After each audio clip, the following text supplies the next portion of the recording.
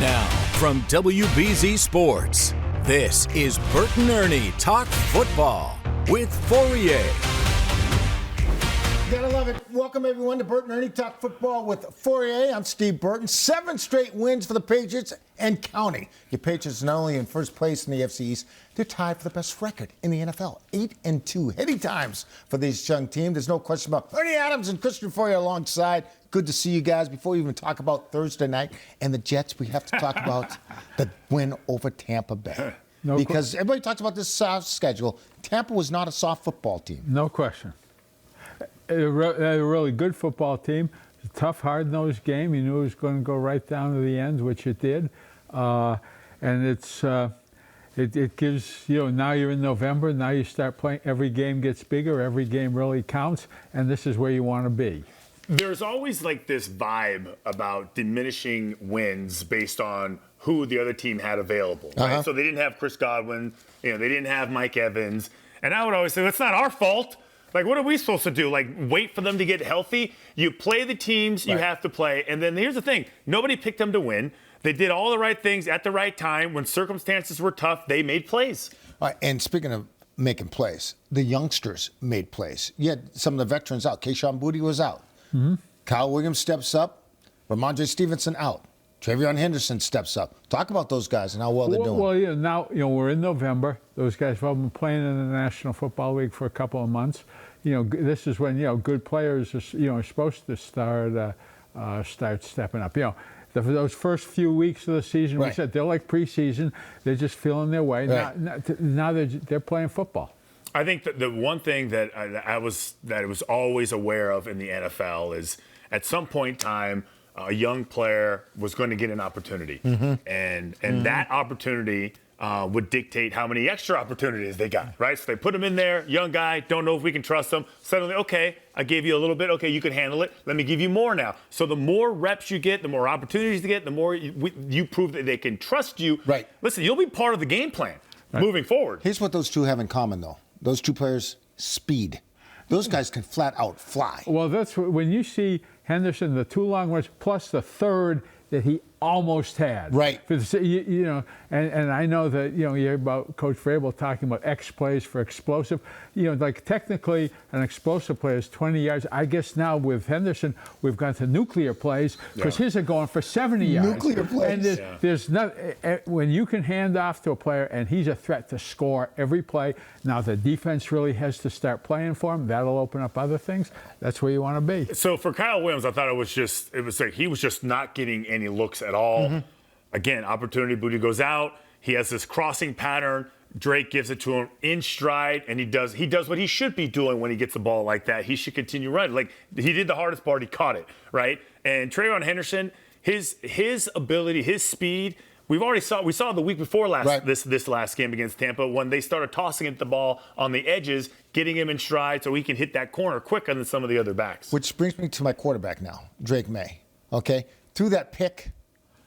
Okay, and said he would throw it again. Not the pick, but he said he'd throw the pass again. But you can't make that play. You cannot. It's too late. Okay, late throws down in the red area can become highly problematic because there's a lot of people crammed into a small amount of space. People are moving. You don't necessarily expect them to be there. You've really got to know what you're doing. As Christian and I were talking, before the show, the safe pass down there is throw it to the back corner, where if you've got a receiver there, either your guy catches it or nobody does. You start throwing in traffic down there late, and bad stuff can happen. And that's the key. And Ernie brought this up earlier.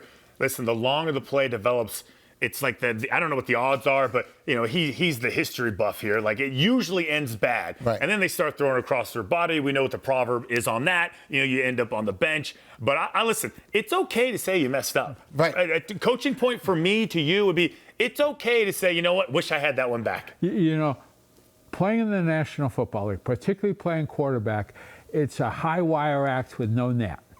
Okay, I mean every now and I remember we get down, every Super Bowl 49, we beat the Seahawks. That's great. We get down there early. I remember Tom. They go Tampa 2. Tom throws an interception. I mean, listen, it's stuff you just have to recover. Don't make the same mistake and keep going. And let it go. Okay, something happened in this game that I've never seen happen before. First and goal, Drake May takes a knee. Okay, kills the play. Why? And it's such a risk. To me, it's high risk. I mean, you always say when you've got the ball at the end of the half, you want to be the last. You want to score. You want to be the last team to have the ball. It worked out, but against a real tough defense, they ran a couple plays and didn't get anything. Right. And on fourth down, they got to make with a great catch. I'm not. Were you surprised that happened? Were you surprised that happened? Yes. Well, absolutely. I mean, yeah, because it is. It's. I don't know if the reward is worth it. I don't know if is it really worth like 10 seconds. Are you that nervous about their offense like that you're just willing to burn? Listen, it worked, so it doesn't even matter. The fact is that the team. I think that endears Mike to his team. I think they like that type of aspect. I think they like the gamesmanship. I think they rally around it. I think each week comes around and they go, "What's it going to be this week, Coach? How are we going to try and pants them live on TV this week, Coach?" But I think, to be honest with you, this is I think the coaching staff the day after the game always does a review how things go, things we do. I think this is one you guys said, is this really something we want to do again? I think that's a fair question. It's like first and goal, but let's not score on this play. Let's wait for the second or third play. I know, but and not only that, they were losing at the time. And most of the time, I've seen, we used to call it a Rolex situation. The time is that you don't want to score. But it could be, usually it's at the end of the game where the only chance the other team has is to get the ball back. Yeah. And you're so. And then there was the play that Henderson's running, scoring for a touchdown, and then looks over at the coach. Should I score? Should I not score? So crazy. It's crazy. I mean, now I have seen players look up at make a mistake and look up at the scoreboard. The problem with that is that image. It's like Mike Tomlin found out that image up on the scoreboard is always going to be a little, that second delay. Like that's what happened to Mike Tomlin when he got run over on the kickoff. He's out in the field looking up. He got blasted. But he doesn't realize that's a delayed shot. Unbelievable. All right, we're going to take a break. But when we come back, we head to the whiteboard to talk about a game-saving play that Ernie says isn't getting enough attention. You're watching Burton Ernie talk football with Fauria. We'll be right back.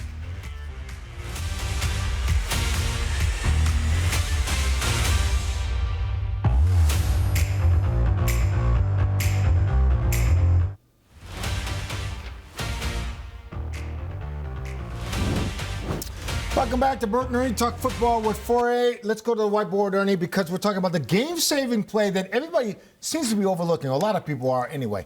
What happened? We got, 4th and 3. Everyone watching. Pressure on Mayfield. He gets the ball off to White. So first of all, let's understand the game situation. It's just after the 2-minute warning. Right, minute 55 to go. There's a minute 55 to go. Tampa Bay's got the ball. I believe they're on the Patriots' 27-yard line. It's 4th and 3.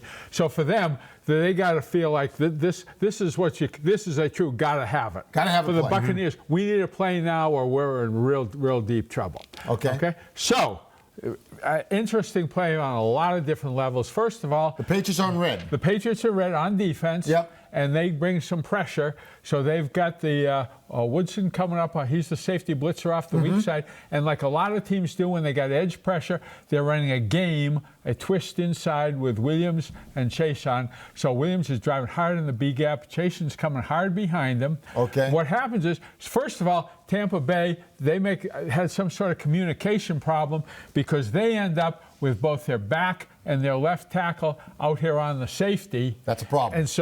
And so you got one man, the guard, has to handle both Williams and Chase on. That is not going to work very well.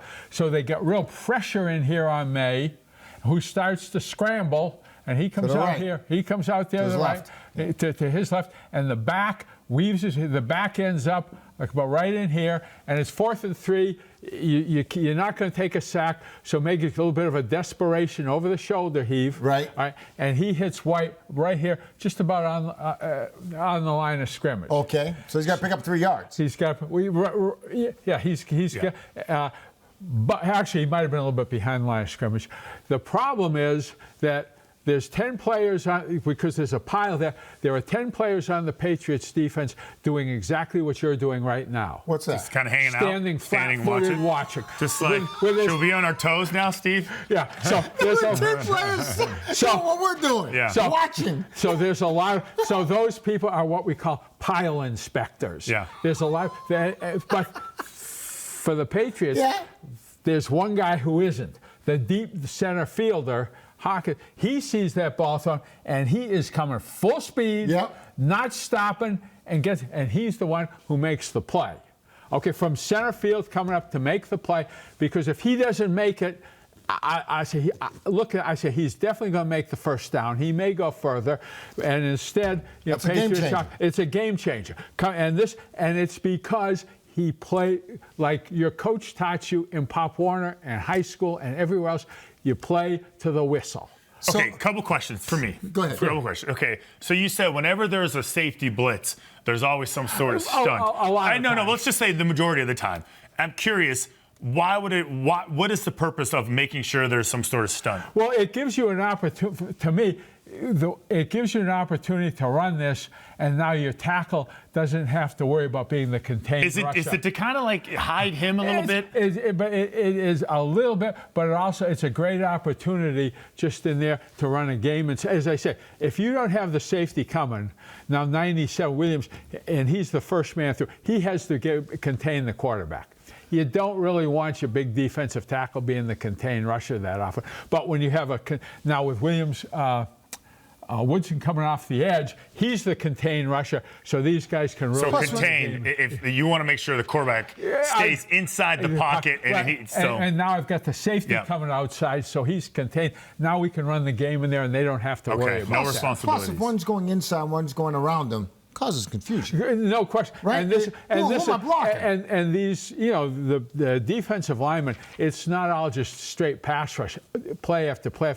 This way, if you get, for instance, on this, if your guard's setting a little deep, if he's a soft setter, you run this game, you can try to take advantage of pass rush opportunities. What do you call those guys standing around? Pile watchers. Pile inspectors. Pile inspectors. Pile inspectors. Okay, listen, from one pile inspector to another. Okay, we're going to... Okay, so... This job, okay, being the deep safety, knowing everybody, there's a blitz, and it looks like everybody's manned up. He's got the back. What's the coaching point for the safety coming back, rushing up from such depth? Okay. Like, what would you tell him to make sure he doesn't screw up or miss a tackle? Well, I think first of all, he has vision. Once you see the ball's in the air, he knows. You break. You're breaking on the ball. You're always going, as hard as you can, as fast as you can to the Are you football. nervous about overrunning it? Should you break down, or are you just a bullet? Then you got to be an athlete. Well, I guess that's a lazy coaching point. Be an athlete. You are coming like a bullet, but you do. It's an open field tackle, which is, and the guys playing defensive back in the NFL are so athletic and they're so good. They're really good. At doing this stuff. Yeah. But that's why they're playing. So you saw during the game, you saw this play, and you saw like this. I saw this. Hey, wow, because it's 4th and 3, and if they pick this first down up, now there's under 2 minutes to go. They got the ball down in the red area. That could very easily. I'm not going to say the Patriots might have come up with a great defensive stop, right? But that would have given Tampa Bay a real opportunity to win the game. All right. And that's Jalen Hawkins. Yeah. Hey, he is getting a Burton Ernie Talk Football shout out. Shout out. He is getting a Maybe shout we need out. a T-shirt. We should get him a Burton Ernie Talk Football T-shirt. I tell you what. I love that. I love that. All right, we're going to take a break. We got another whiteboard segment coming up in just a moment. Stay with us.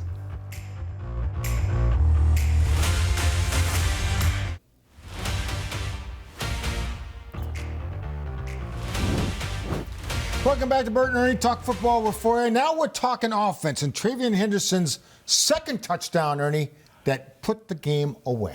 Put it on ice. Yep. And what we're talking about here now, it's after they make the big stop. Right. Okay. They get the ball back, and of course the Bucs know they're not worried about them throwing, so they're in a goal line defense. Right, because they're going to run the ball. Right, they're going to run the ball. The clock. They're in a big guy formation. Everybody's up. Everybody's up, so they're in a goal line defense. And we always hear the talking about zone blocking on the offensive line. Right, and this is where you get some zone blocking in a goal line even though it's out in the middle of the field, a goal line situation. And what that really means is you got your center, left guard, left tackle, and your tight end, Hooper. They're all working together. Yeah. They're all coming off. Their steps are in the same direction. And instead of blocking a specific man, they're blocking whatever shows up in their path. Okay? So we have the center coming hard to the A-gap. We're here. We got a little bit of penetration. Campbell's coming out to help Hooper. And Hooper because Campbell takes this over. He gets up on David, and he doesn't level him, but he just makes him delay and come underneath. We've got Tonga coming around the corner to block Winfield. And Tonga's big. Tonga is big, to put it mildly. And, I mean, really, Tonga against a defensive back. That's unfair. Not a fair fight, but that's the way it goes. But particularly since now the defensive players can't come up and cut. So Winfield has to stay on his feet. And what they do is they cut the lead blocker to create a pile, and therefore the lead blocker can't push him back. But and then the back's got to go around him. So what happened? I mean, he didn't really get he hit him just enough to knock him down. Right. Okay. Which doesn't probably take much for Tonga. Right. And you get Hooper does a good job making the linebacker come underneath, and there's Henderson going take it to the house. What's kind of interesting, though, we talked about that situation at the end of the first half down the goal line. Patriots ran the same play, and Campbell coming out to block. The defense kind of grabbed him.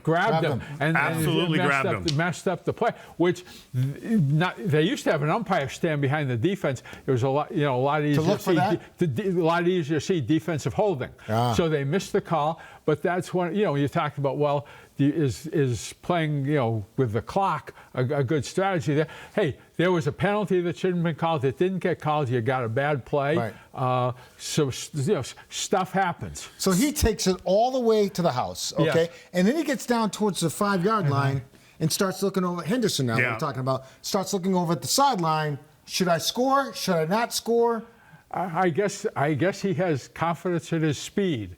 Like nobody's going to catch me. Nobody was around him. Nobody was around him. Nobody was around him. So he got to the end zone and then started going laterally. Right. Yeah. Right. And I've seen when guys knew they run. Just you come try to catch me. I'll burn 5 seconds. As soon as you get close, I step in the end zone. So we were talking about this earlier. So I've heard this is like you call it a triple call, 3 guys going up.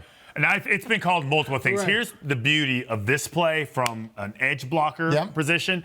If you know what's going on, remember we did the mic call. You know who the mic is, okay? You know who you need to be worried about. If this guy decides to go, well, then you can't. You got it by himself. Now this guy's got to get him. Now these 2 guys will work to 54. But your steps as a tight end, no fear of getting beat inside. Right.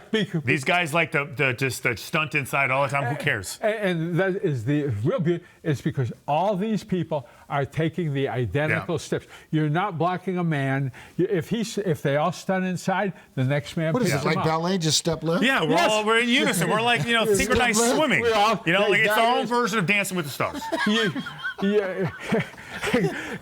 heard about, it's the whole, even out in the field, the outside zone with zone blocking. Right. You get these people moving in the same direction so that they don't have, as Christian said, I never have to worry about somebody stunning inside because my buddy inside's right there to help. So there's no delay in your steps, right? You can really be aggressive front side because you have protection inside by your tackle, unless somebody stunts through. Now, normally everybody should see that, and you would like abort.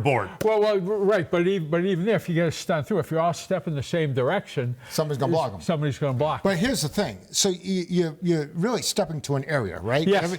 But you got to make sure you're just not stepping there. You're going to hit somebody. Oh, it's right? Or you can't get knocked back. You can't get knocked back. But the point is, I can step there because my buddy inside is taking the exact same step. We are working in unison on the offensive line. All right. Yeah, and this poor guy, no chance. When he sees Tonga, like just on a track, not deviating. You can either olay them and just jump out of the way, or you could sacrifice yourself. That's a business decision. Tonga's coming. Yeah. All right, we're going to take another break. We'll come back. We're going to talk about the JETS Jets. JETS? Yes, we'll be right back.